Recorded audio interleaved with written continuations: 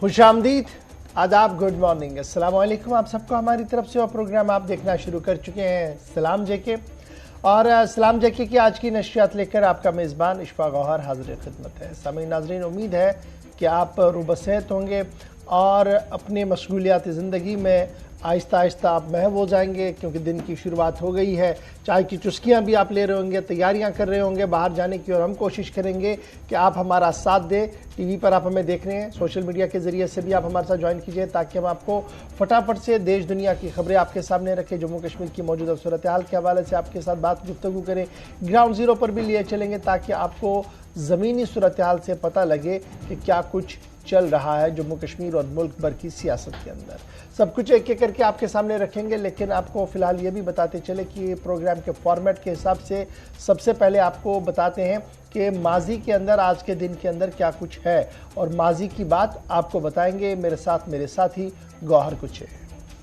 शुक्रिया इशफाक। तो प्रोग्राम में सबसे पहले बात करेंगे तारीख में आज के दिन के हवाले से। आज के दिन यानी कि क्या हुआ है, 30 अक्टूबर आलमी सतह पर आज कुछ वाक़ात हुए हैं, और वो वाक़ात क्या है उस हवाले से हम आपको बताएंगे। यानी कि 30 अक्टूबर आज ही के दिन क्या कुछ हुआ है बताएंगे। सबसे पहले कि 30 अक्टूबर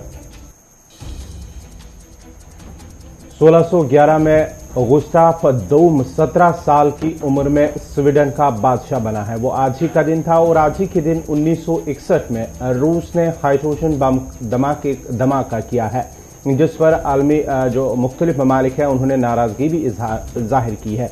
और साथ ही साथ आज ही के दिन 1905 में जर्मनी की केमिकल कंपनी बायर ने नज़ला, जुकाम और बुखार में इस्तेमाल होने वाली स्प्रिन बनाई है, यानी कि दवा बनाई है।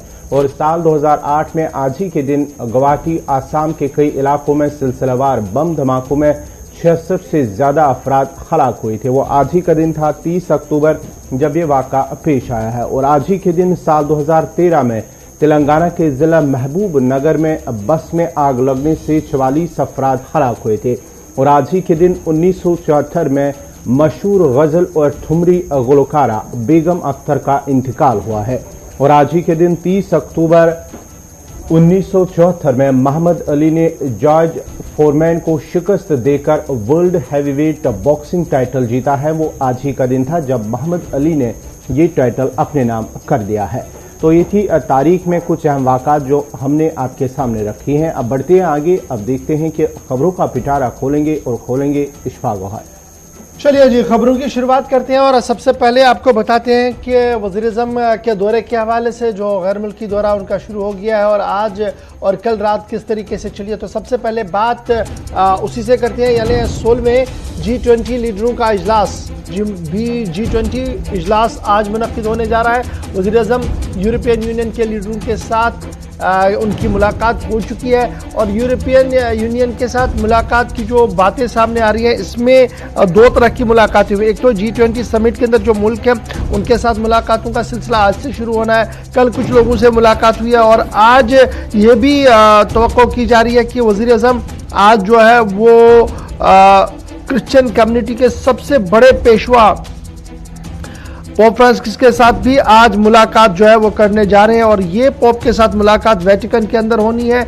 इनका ये अहम मुलाकात इसे माना जा रहा है। वज़ीर-ए-आज़म नरेंद्र मोदी ने इटली के दौरे पर पहुंचते ही जुमे के रोज़ यूरोपियन काउंसिल के सदर और यूरोपियन कमीशन के सदर के साथ मुलाकात की है, यानी दो मुलाकातें बैक टू बैक हुई है। और इन मुलाकातों के दौरान बाहमी इश्तराक से लेकर कोविड से लेकर दुनिया भर को दरपेश मुश्किलात और मामलात से बाखबरी जो है वो ली गई है। और वज़ीर-ए-आज़म के दफ्तर ने जो बयान जारी किया उसमें ये साफ कर दिया गया है कि मोदी ने अपने पहले सरकारी प्रोग्राम में यूरोपियन काउंसिल और यूरोपियन कमीशन के सदूर से मुलाकात की है। और इन लीडरों ने भारत और यूरोप के दरमियान इक़्तिसादी ताल्लुकात को फ़रोग़ देने और लोगों के दरमियान राब्ते की हौसला अफजाई के लिए के सिलसिले में गुफ्तगू की, ताकि वर्ल्ड ऑर्डर में और ज़्यादा बेहतरी जो है वो देखने को मिले। सरकारी प्रोग्राम के मुताबिक वज़ीर-ए-आज़म नरेंद्र मोदी दोपहर जो है वो महात्मा गांधी के मुजस्मे पर गुलाहे अकीदत पेश करेंगे। आज के दिन में यह जनाब आज होना है ये, और शाम की तकरीबन 5 बजे इटली कि वजीर आजम के साथ भी उनकी दो तरफा मुलाकात जो है वो मुतवक्को बताई जा रही है। और दफ्तर खारजा की तरफ से बाज़ाब्ता तौर पर एक डिटेल बयान भी जो है वो इस सिलसिले में जारी कर दिया गया है। लेकिन एक बड़ी दिलचस्प बात है कि पोप के साथ मुलाकात वज़ीर आज़म की होनी है और इस मुलाकात को लेकर भी एक तफसीली खाका आपके सामने रखेंगे जी, क्योंकि इससे कबल कई वज़ीर आज़म जो है वो पोप के साथ वेटिकन के अंदर मुलाकात कर चुके हैं। भारत के वज़ीर आज़म जवाहरलाल नेहरू वो पहले मुलाकात कर चुके हैं। उसके बाद इंदिरा गांधी जब दौरे पर थी बहसती वज़ीर आज़म तो वेटिकन चली गई, वहाँ पर उन्होंने मुलाकात पोप के साथ की है। उसके बाद इंदिरा गांधी के बाद आई.के. गुजराल साहब चले गए थे, उन्होंने मुलाकात की थी। अटल बिहारी वाजपेयी साहब ने 1-to-1 वहाँ पर मुलाकात की थी पोप के साथ वेटिकन के अंदर। और उसके बाद अब वज़ीर आज़म नरेंद्र मोदी भी जा रहे हैं और सबसे पहला दौरा जो था वो 1955 के अंदर हुआ था, जब नेहरू ने साबिक वज़ीर आज़म जवाहरलाल नेहरू ने पोप +11 के साथ मीटिंग की थी और उसके बाद ये मीटिंग का सिलसिला जो है वो आज तक जारी रहा। लेकिन इस बीच सन 1999 का वक्त था, 99 या 98 प्रॉबली, यही 2 साल थे जनाब। इसमें पोप का दौरा जनाब 12 था, लेकिन इंतहाई एक दिलखराश वाक़या सामने आया जब पोप के दौरे को लेकर इंतहाई ज़बरदस्त एहतजाज किया गया वीएचपी की तरफ से, बजरंग दल की तरफ से, और पोप को कहा गया कि वो माफ़ी मांगे। कुछ इस तरीके के मामला भी यहाँ पर आए थे। बहरहाल उसके बाद तलखियाँ भी देखने को मिली थी, लेकिन अब दौरा जो है वो हमने आपके सामने रख दिया कि बैक टू बैक मीटिंग्स हुई है।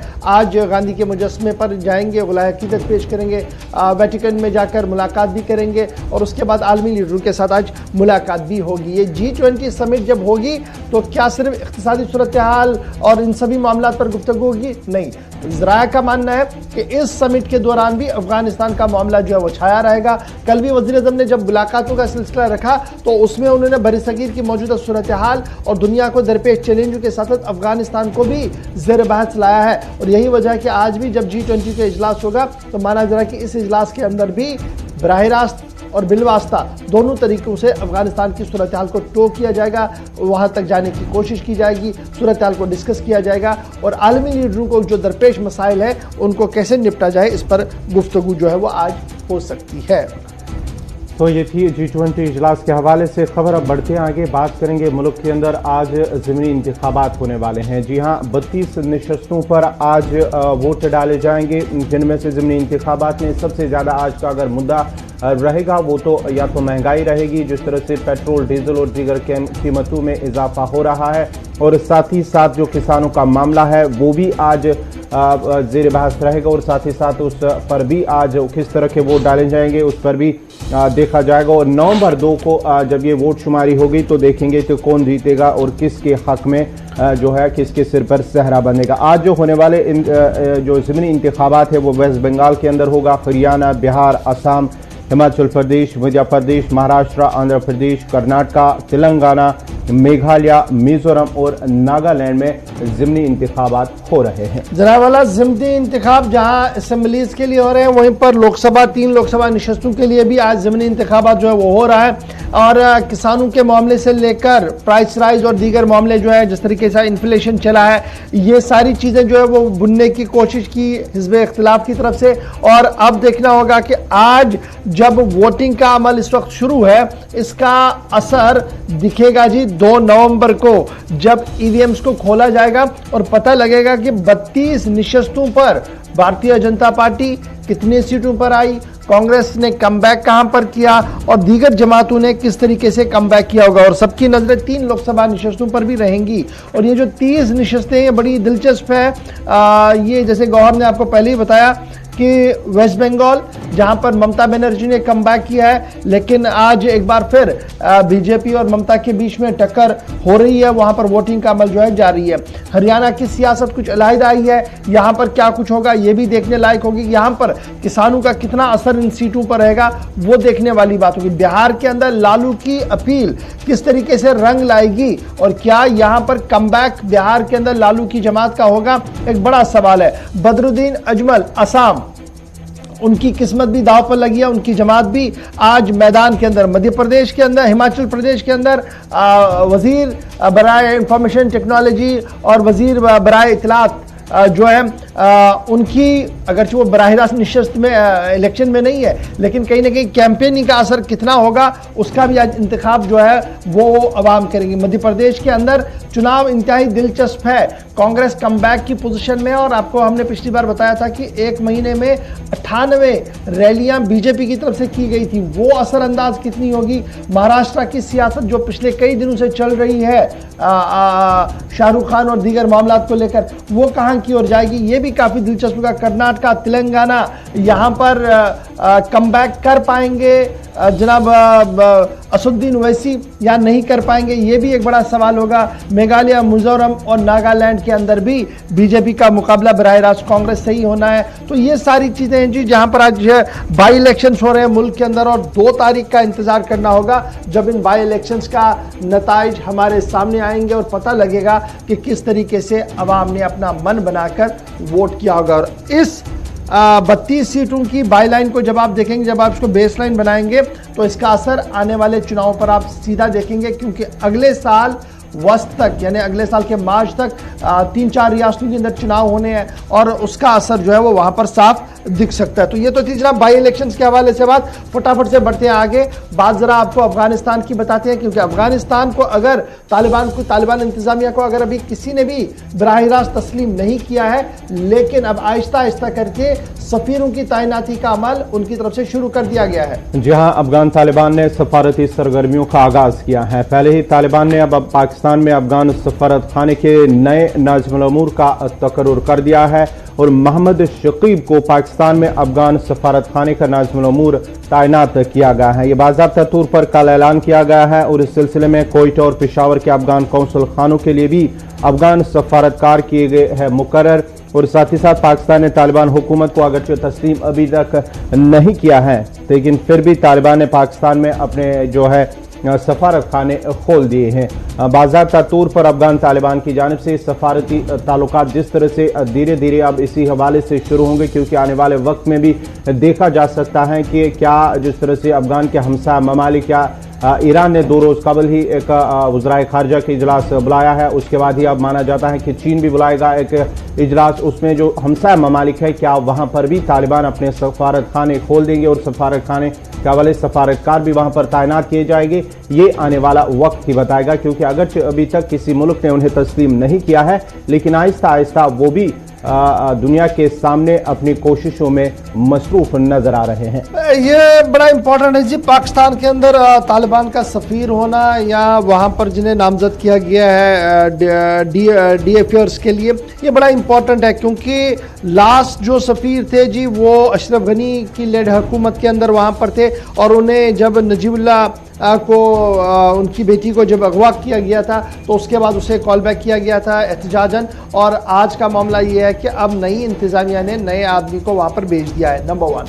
और पाकिस्तान के लिए सफ़ीर का होना मतलब ये भी होता है, क्योंकि लाखों अफ़गानी पनाह गुज़ीर जो है वो पाकिस्तान के अंदर है, पाकिस्तान के मुख्तलिफ इलाकों के अंदर है। वापस अफ़गानिस्तान से कुछ लोग जाना चाहते हैं, कुछ डॉक्यूमेंटेशन कराना चाहते हैं। तो शायद ये एक बड़ा फैक्टर होगा कि कहीं पर नहीं तो सबसे पहले अफ़गानिस्तान का सफ़ीर जो है वो हमें पाकिस्तान के अंदर देखा है। अगरचे पाकिस्तान इंतज़ामिया ने अभी अफ़गानिस्तान की इंतज़ामिया को या अफ़गान तालिबान को बराह रास्त तस्लीम भी नहीं किया है। तो ये तो जनाब बात थी सरहद के उस पार की। अब जरा शुरुआत करते हैं इधर की एक और खबर से, और इंतहाई अहम खबर आपको बताते हैं। मनरेगा स्कीम, ये वो स्कीम है जो कांग्रेस के टेन्योर में शुरू की गई। मौजूदा दौर के अंदर इस स्कीम के खदुखाल को बदलाया गया और जमीनी सतह पर उतारा गया। कहा गया कि घर घर और गांव गांव तक सड़कों का जाल बिछाने में मनरेगा का एक अहम रोल है, और देखने को भी ये मिला था।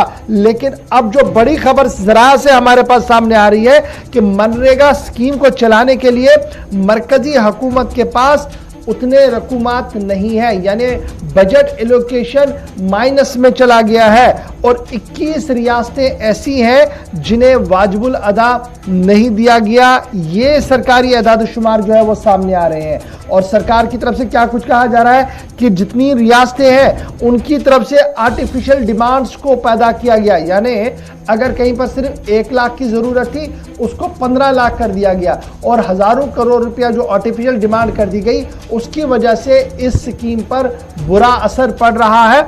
और इस वक्त जो ज़रूरत है वो ये है कि इस पूरे मामले की गहराई को समझा जाए। और जहां तक दो चीज़ें मैं साथ साथ आप पढ़ रहे होंगे कि सुसाइड रेट भी कम हुआ है और सुसाइड रेट को लेकर रिपोर्ट आई है, वो मैं थोड़ी देर में आपके पास रखूंगा। लेकिन पहले ये जो मरकज की फ्लैगशिप रूरल एम्प्लॉयमेंट स्कीम मार्ज वजूद में लाई गई थी फाइनेंशियल ईयर के दौरान, एक बजट एलोकेशन इसमें रखा गया था। बजटरी एलोकेशन होने के बावजूद भी अब जो खबर सामने आ रही है कि Mahatma Gandhi rural employment guarantee act ये जी नेगेटिव बैलेंस में चला गया है और 8,686 करोड़ रुपए नेगेटिव बैलेंस जो है वो दिखाया जा रहा है, मनफी दिखाई इतना कर्जा जो है वो चढ़ा है ये 8,686 करोड़ रुपए का। और ये मरकज का मानना है कि जनाब रियासती इंतजामिया जो है वो फॉल्स प्रोजेक्शन करती है, आर्टिफिशियल डिमांड सामने रखती है, जिसकी वजह से बुनियादी सतह पर ये सारा बजट जो है वो बिगड़ रहा है। नंबर 1। नंबर 2, चूंकि ये जो स्कीम थी ये बराह रास्त गाँव देहात के लोगों को रोजगार फराहम करती थी और इससे कहीं ना कहीं राहत भी देखने को मिली थी और उस राहत का असर भी सामने आया है। किसानों के अंदर इक़दाम खुदकुशी या खुदकुशी की वाक़यात को लेकर भी एक रिपोर्ट जो है सामने आई है। और अब यह बात सामने आई है कि एग्रीकल्चर शोबे के अंदर जो मजदूर काम कर रहे हैं 2020 में 18% से बढ़कर 18% से ज्यादा बढ़े हैं इनके जनाब attempt to suicide national crime bureau record के हिसाब से। ताहम जिनके पास अपनी ज़मीनें हैं और वो काम करते हैं और पेंडेमिक के बावजूद भी यहाँ पर सुसाइड रेट जो है वो कम हुआ है। यानी दो तरह की बातें आई हैं। एक जो मजदूर काम कर रहा है उसने सुसाइड रेट थोड़ा सा बढ़ा है क्योंकि उसको पैसा मिला नहीं, न तो मनरेगा से पैसा मिला और न कहीं और से मिला पेंडेमिक की वजह से। लेकिन जो किसान था उसकी सुसाइड रेट में कमी आई है, ये नेशनल क्राइम ब्यूरो का रिकॉर्ड बताता है। इसके पीछे की वजह क्या है कि जो बरवक्त वज़ीर आज़म की तरफ से मालियाती ताउन किया गया किसानों को, माना जरा कि वो कहीं ना कहीं थोड़ी सी राहत जो है वो ज़रूर है। और जिस तरीके के बाज़ार के अंदर खपत चली बाद में एग्रीकल्चर सेक्टर को लेकर, वो माना जरा कि थोड़ी सी बेहतरी जो है यहाँ पर आई है। तो दो तरह की बातें मनरेगा को लेकर, और इस मनरेगा स्कीम का बुरा असर कहाँ पर पड़ा? मजदूर पर पड़ा, सुसाइड रेट बढ़े हैं। लेकिन किसानों के सुसाइड रेट में काफ़ी हद तक बेहतरी जो है वो देखने को मिली है। ये रिपोर्ट का खुलासा जो है वो पेश किया गया और माना जरा कि अब हंगामा होगा जिस पूरी खबर को लेकर लोकसभा और राज्यसभा के अंदर, क्योंकि सरमा का इजलास जो है वो शुरू होने जा रहा है और बहुत जल्द लोकसभा सेक्रेटरीट की तरफ से समरी जो है वो जारी की जाएगी।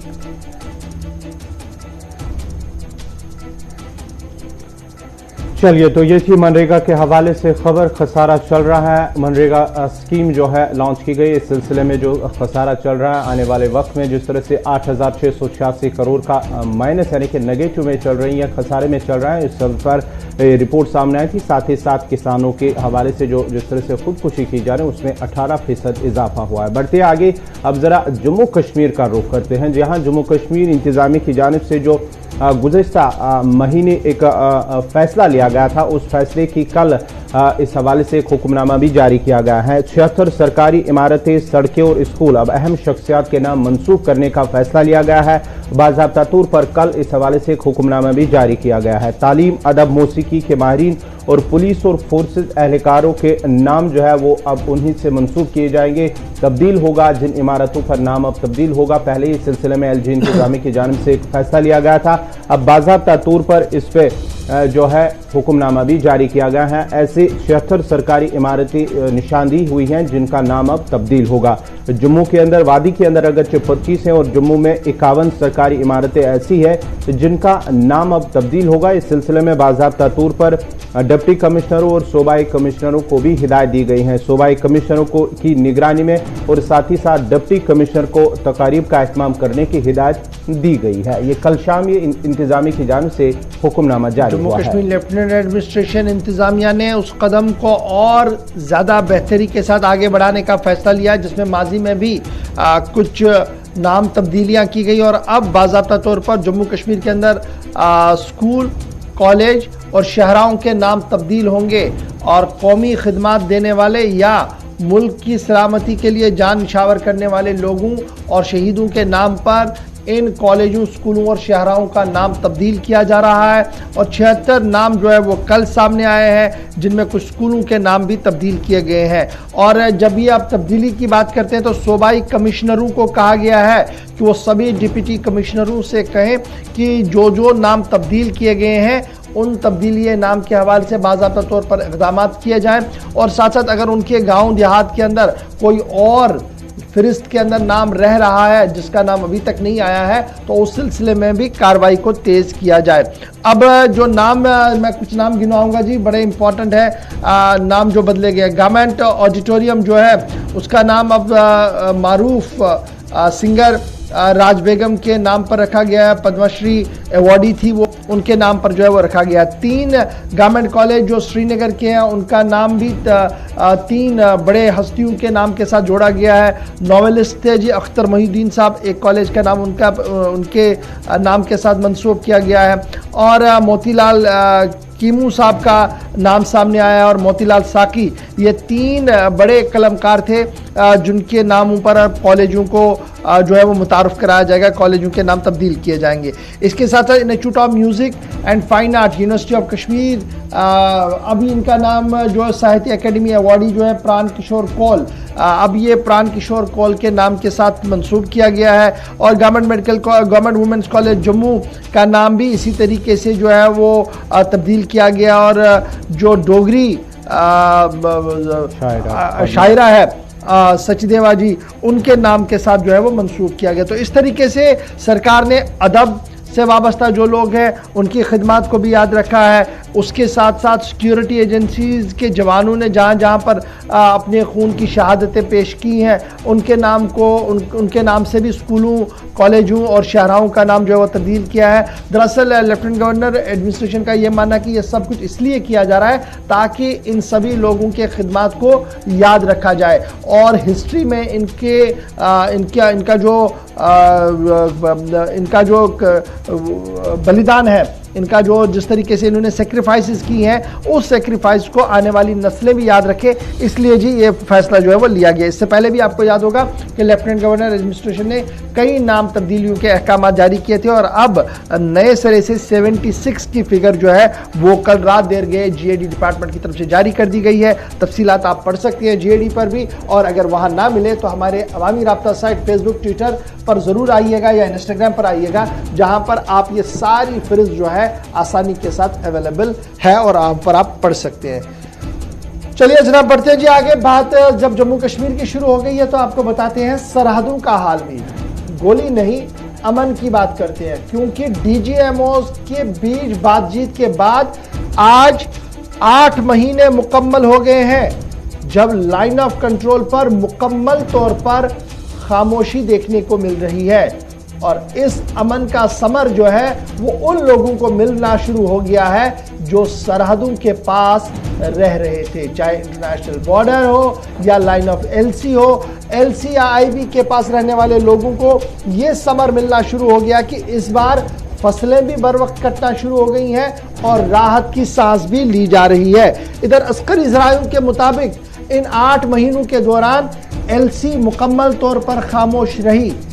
एक इंसिडेंट को छोड़कर जो पुंछ रजौरी के अंदर हुआ है, उस इंसिडेंट को छोड़कर LC पर मुकम्मल तौर पर खामोशी है और दरअंदाजी की वारदातों में भी नुमाया कमी आई है। फौज की तरफ से दावा पेश कर दिया गया है। यानी अमन का बीज जो आज से 8 महीने पहले दोनों मुल्कों के DGMOs ने मीटिंग के बाद बोया था, उसका असर अब दिखना शुरू हो गया है और सरहदें खामोश हैं। सरहदों के पास रहने वाले लोग भी मुतमईन और पुरअमन नजर आ रहे हैं और उनकी अपील है कि इस अमन को दायमी किया जाए, यानी कंप्लीटली इसका एनफोर्समेंट हो ताकि मुस्तकबिल के अंदर भी और आने वाले नस्लें भी अमन के साथ रह सके। अमन की बात हो रही है तो सीधे चलेंगे जी उड़ी, जो सबसे ज्यादा गर्म रही है। और उड़ी में इस वक्त हमारे साथ मकामी सरपंच शब्बीर अहमद साहब भी ज्वाइन कर चुके हैं और फिर हम चलेंगे सांबा, जहां से ऋषि खजूरिया हमारे साथ ज्वाइन करेंगे इंटरनेशनल बॉर्डर से। यानी एक तरफ से हम LC की खबर आपको बताएंगे और एक तरफ से आपको IB की खबर बताएंगे। सबसे पहले शब्बीर साहब, बहुत बहुत शुक्रिया जी एलसी से हमारे साथ ज्वाइन करने के लिए। बड़ा इंपॉर्टेंट है, उड़ी या इस पूरे बेल्ट को जब हम देखते हैं तो कहीं ना कहीं तरीके से सुर्खियों में रहता था। फायरिंग की वजह से लोग परेशान थे, धमाकों की वजह से लोगों की जिंदगी अजीरन बन गई थी। अब आज 8 महीने पूरे हो गए हैं, माहौल में कितना बदलाव आपको दिखता है? क्योंकि आप हमसे ज्यादा इसको महसूस कर सकते हैं, आप ग्राउंड जीरो पर मौजूद हैं। जी, सबसे पहले मैं आपका शुक्रिया अदा करना चाहता हूं। यहाँ जो पिछले 8 महीने से सीज फायर जो है उसकी वजह से यहाँ पे लोगों में खुशी है। और आप जानते हैं कि यहाँ के जो हालात होते हैं, जब भी सीज फायर वायलेशन होती है या यहाँ पे गोलाबारी होती है तो यहाँ बड़े नुकसान होते हैं। यहाँ के जो आम आदमी है, हम लोग जो हैं बॉर्डर पे रहने वाले लोग हैं, तो हमारी जिंदगी जो है वो बड़ी मुश्किलात में कटती है। जब फायरिंग होती है हमारे नौजवान चले जाते हैं, हमारी बच्चियां जो हैं, आप जानते हैं कि अभी हमारे यहाँ 2-3% ऐसे लोग हैं जिनकी टांगे और बाजू नहीं है जी। तो अभी हम बहुत खुश हैं और हम चाहते हैं कि इस चीज को आगे बढ़ाया जाए और ये चीज हमेशा के लिए हो जाए। अगर अमन हो जाए, शांति हो जाए, तो हमारे लिए इससे बढ़ के जो है बड़ी खुशी नहीं होगी। शब्बीर साहब, अक्सर हम देखते थे जब जमीन पर आप जाते थे, खेतीबाड़ी के लिए जाते थे और फसलें तैयार होती तो सबसे ज्यादा टेंशन उस वक्त देखने को मिल रहा है। इन 8 महीनों के अंदर तरक्याती मंसूबे किस तरीके से चल रहे हैं? क्योंकि वो भी लगातार जद में आते थे, काम नहीं हो पाता था।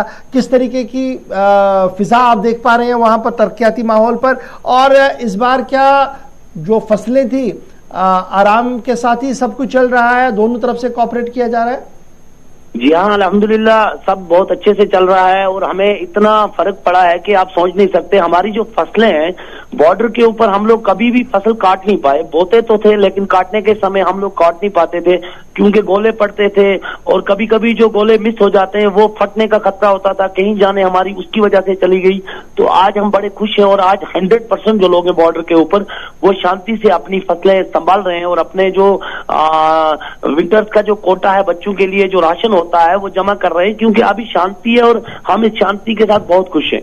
अच्छा जी, एक आखिरी चीज, इस अमन को दायमी बनाया जाए। लगातार ये आवाजें एलसी से आ रही है, आईबी बॉर्डर से आ रही है, तो आप चूंकि इलेक्टेड रिप्रेजेंटेटिव है, आप सारे हालात वाक़ात को जानते हैं, क्या मुस्तकिल तौर पर खामोशी हो? जी हाँ, हम तो चाहते हैं बिल्कुल हमेशा हमेशा के लिए हिंदुस्तान और पाकिस्तान जो है आपने आपस में जो है वो अगर एक दोस्ताना ताल्लुकात करें, दोस्ताना ताल्लुकात रखें तो इससे बड़ी अच्छी बात नहीं होगी। क्योंकि यहाँ के जो लोग हैं बॉर्डर एरिया पर, जो सिविलियंस हैं और हमारी फौज भी है, वो भी तो इंसान ही होते हैं।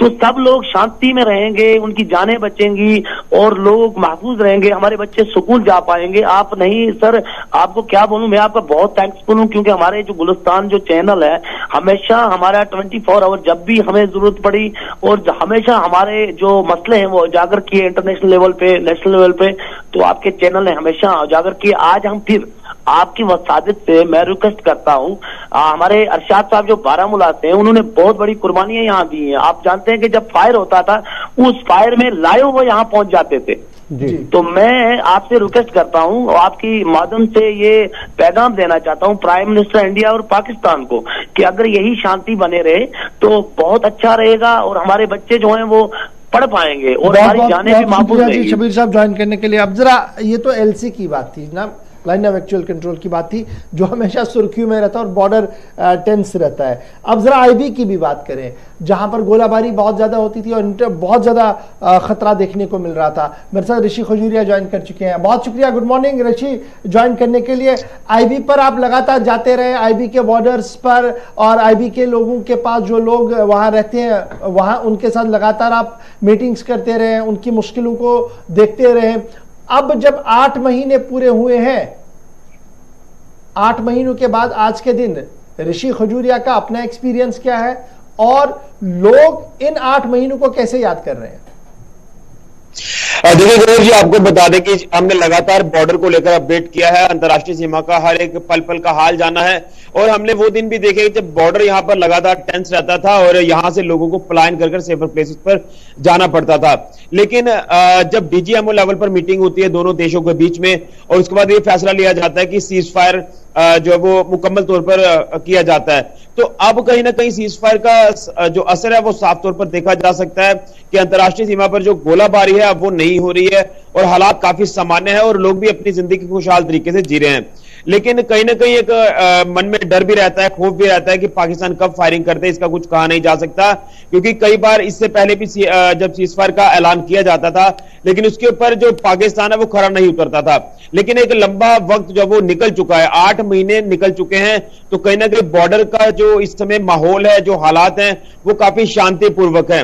और जब एक लगातार बात उठती थी, जब फायरिंग यहां पर होती थी कि एडमिनिस्ट्रेशन को चाहिए कि यहां पर बंकर्स की हमें सुविधा दी जाए, लेकिन चलिए बंकर्स का काम लगातार चलता रहा, अभी भी लगातार जारी है। लेकिन लोगों का अब जो कहना है वो साफ तौर पर यही कहना है कि ये हालात जिस तरह से बने हैं ये आगे भी इसी तरह से बने रहे, ताकि यहाँ के जो हमारे बच्चे हैं वो अपनी स्टडीज को कंटिन्यू करें, अच्छे से करें, यहां से उन्हें वो पलायन ना करना पड़े। और यहाँ उनका जो माल मवेशी को नुकसान पहुंचता था वो काफी ज्यादा पहुंचता था, क्योंकि माल मवेशियों के ऊपर ही ये लोग ज्यादा निर्भर रहते हैं, क्योंकि गांव देहात का इलाका है, बॉर्डर का इलाका है। तो अब कहीं ना कहीं हमें काफी यहां पर फर्क देखने को मिल रहा है और लोग यही चाहते हैं कि अमन शांति जो है वो दोनों देशों के बीच बनी रहे।